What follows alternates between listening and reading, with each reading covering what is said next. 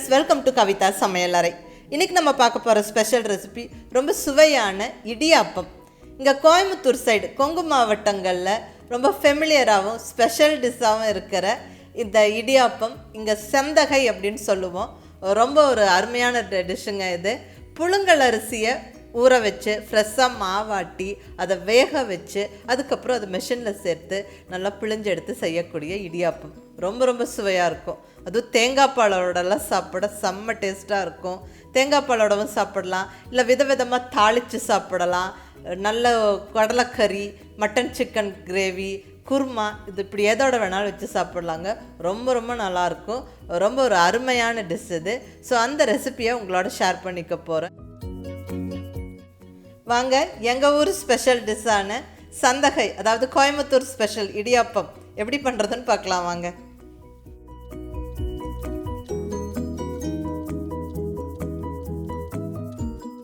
இப்போ இங்கே அரிசி புழுங்கல் அரிசி எடுத்துருக்கிற பார்பாயில்டு ரைஸு, இட்லி மாவு அரைக்கிறதுக்கு நம்ம யூஸ் பண்ணக்கூடிய அந்த இட்லி அரிசி எடுத்துருக்கேங்க.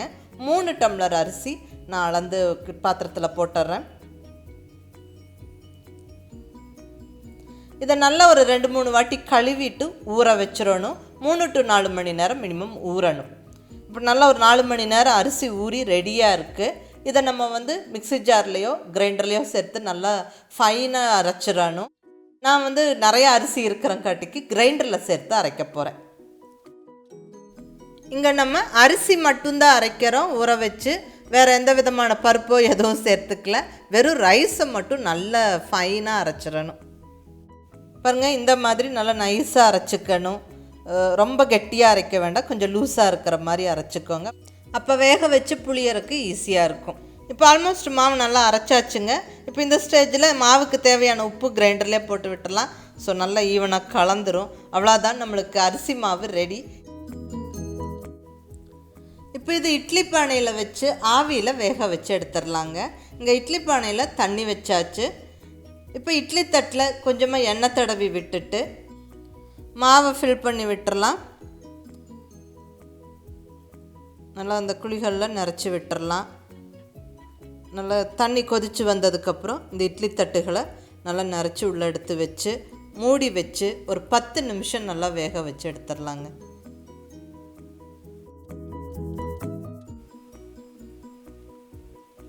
நல்லா ஒரு 10 நிமிஷத்துக்கு மேலே இட்லி வெந்துருச்சுங்க. இப்போ நல்லா வெந்திருக்கும். நம்ம ஓப்பன் பண்ணி பார்த்துடலாம்.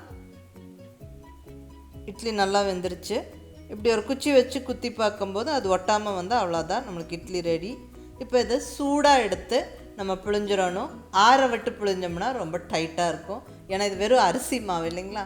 ஸோ நம்ம நல்லா சூடாக இருக்கும்போதே பிழிஞ்சிடலாம். ஸோ இப்போ இட்லி எல்லாம் தட்டில் போட்டு வச்சாச்சு, சுட சுட இருக்குது. அடுத்தது புளிய வேண்டியது தான். இது தாங்க சந்தகம் மிஷின். இது மோஸ்ட்லி எல்லாருக்கும் தெரியும். இங்கே கோயம்புத்தூர் சைடெல்லாம் இது ரொம்ப ஒரு ஃபெமிலியரான டிஷ் இது. ஸோ மோஸ்ட்லி எல்லார் வீடுகள்லேயும் இருக்கும். இந்த டம்ளர் மாதிரி இருக்கிறதுக்குள்ளே தான் இந்த இட்லிகளை போட்டு திருகி விட்டு நம்ம இடியாப்பம் புழிஞ்சு எடுக்க போகிறோம், சந்தக புளிய போகிறோம். அதுக்கு முன்னாடி கொஞ்சமாக கையில் எண்ணெய் தொடச்சிக்கிட்டு அந்த மிஷினோட உள் சைடெல்லாம் ஃபுல்லாக தடவி விட்டுடலாம். அதே மாதிரி அந்த ராடுகள்லேயும் நல்லா தடவிடலாங்க. நல்லா க்ரீஸ் ஆயிரும். நம்மளுக்கு திருகிறதுக்கு ஈஸியாக இருக்கும், ஸ்மூத்தாக இறங்கும். அதே சமயம் மாவு எங்கேயும் ஒட்டிக்காமல் நம்மளுக்கு சடசடன்னு இடியாப்பம் பிழிஞ்சு எடுக்கிறதுக்கு ஈஸியாக இருக்குங்க. அப்புறம் இன்னொரு டிப்பு, இதை வேலையெல்லாம் முடித்ததுக்கப்புறம் இதை வாஷ் பண்ணவும் இந்த எண்ணெய் தடவி இருந்தால் ஈஸியாக இருக்கும். எங்கும் மாவு பெருசாக ஒட்டியிருக்காது. ஸோ நம்ம ஈஸியாக க்ளீன் பண்ணியும் எடுத்துடலாம். ஸோ அதுக்கு வேண்டி கொஞ்சமாக எண்ணெய் தடவி வச்சுக்கோங்க. இப்போ இடியாப்பம் பிழிஞ்சிடலாம். இப்போ இந்த இடியாப்பம் மிஷின் கீழே கரெக்டாக நேராக நம்ம ஒரு நல்ல ஒரு பாத்திரம் வச்சிடலாம். இப்போ சூடாக இருக்கிற இட்லிகளை இந்த இடியாப்பம் மிஷினுக்குள்ளே போட்டு விட்டுடலாம். கையில் கொஞ்சம் ஈரம் பண்ணிக்கிட்டு தண்ணி தொட்டுட்டு அதுக்கப்புறம் இட்லிகளை எடுங்க. இட்லி நல்லா சூடாக இருக்கணும், அப்போ தான் புளியறக்கு ஈஸியாக இருக்கும்.